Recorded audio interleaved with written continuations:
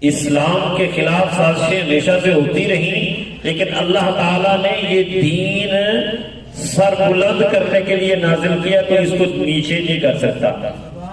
هو الذي ارسل رسوله بالهدى ودين الحق ليظهره على الدين كله ولو كره المشركون۔ اللہ تعالیٰ نے یہ دین بھیجا ہی اس لیے محبوب کو دے کر اور ہدایت محبوب کو دے کر کہ اس دین کو تمام دینوں پر اللہ تعالیٰ غالب فرما دے گا۔ تو سازشیں تو ہوتی رہتی ہیں، لیکن کسی نے کہا نا کہ اسلام زمانے میں دبنے کو نہیں آیا، اسلام زمانے میں دبنے کو نہیں آیا۔